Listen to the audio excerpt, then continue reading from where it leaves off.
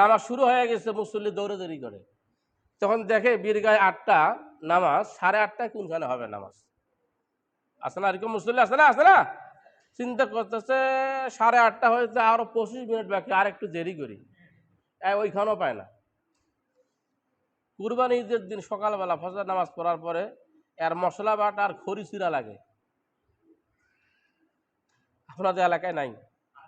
খড়ি চিরা আর মশলা বাটার কারণে ওই দিন আর ঈদের নামাজ পায় না। 8টায় নামাজ হবে, আপনারা আধা ঘন্টা আগে সেইখানে যা পৌঁছবেন।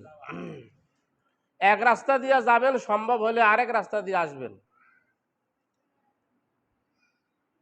আল্লাহু আকবার, আল্লাহু আকবার, লা ইলাহা ইল্লাল্লাহ, আল্লাহু আকবার, আল্লাহু আকবার, ওয়া লিল্লাহিল হামদ, এই তাশরিকটা পড়বেন।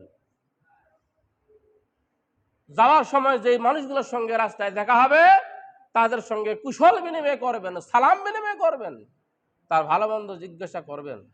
আসার সময় আরেক রাস্তা দিয়ে আসবেন, যা মানুষের সঙ্গে দেখা হবে হ্যান্ডশেক করবেন, কথা বলবেন, ঘাড় মিলাবেন। মুসলমানদের মধ্যে ভ্রাতৃত্ব বন্ধন সৃষ্টি হবে, ঐক্যতা সৃষ্টি হবে। অহংকার, ঠাট্টা, বিদ্রুপ সব ধুয়ে মুছে সাফ হয়ে যাবে। এর নাম হলো ঈদ। এর নাম কি? ঈদ। সুতরাং এই কাজগুলা করবেন। যার সঙ্গে আপনার মিল নাই, সম্পর্ক খারাপ, সম্পর্ক কি খারাপ, অহংকার করি, আমার অনেক সময় কথা বলি, আমি ওর সঙ্গে 1 বছর ধরে কথা কই না, আমার কি হয়েছে? এই কাজ করবেন না। আল্লাহ বলেছেন অহংকার পতনের মূল, তুমি ধ্বংস হয়ে যাবে। রাসূল বলেছেন তোমাদের মধ্যে ওই 2 ব্যক্তির মধ্যে একজন হলো সর্বোত্তম, যেই 2 ব্যক্তির মধ্যে ঝগড়া লেগেছে, বিবাদ লেগেছে, কথাবার্তা হয় না, আগে যায় সালাম বিনিময় করে কথাবার্তা স্টার্ট করে শুরু করে আলহামদুলিল্লাহ বলেন।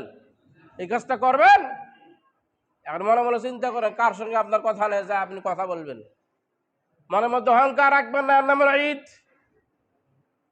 নিজের সুখটা অন্যকে ভাগ করে দেওয়া যায়, নিজের সুখটা অন্যকে ভাগ করে দেওয়া যায়, অন্যের দুঃখটা নেওয়া যায়, অন্যের সুখটা নেওয়া যায় না, যায়? এই জন্য আসি আমরা সবাই ইহসানু কামা আহসান আল্লাহু ইলাইকুম, মানুষের উপরে আহসান করি, কমলতা আচরণ করি, যেভাবে আল্লাহ সুবহানাহু ওয়া তাআলা আমাদের সঙ্গে ইহসান করেছেন, কমলতা আচরণ করেছেন। আমাদের সকলকে তৌফিক দান করুক, আমাদের সকলকে খুব দ্রুত ভালো ভালো কুরবানি করে করার তৌফিক দান করুক। আল্লাহ সুবহানাহু ওয়া তাআলা আমাদের কুরবানিগুলোকে কবুল মঞ্জুর করুক। আমরা সকলে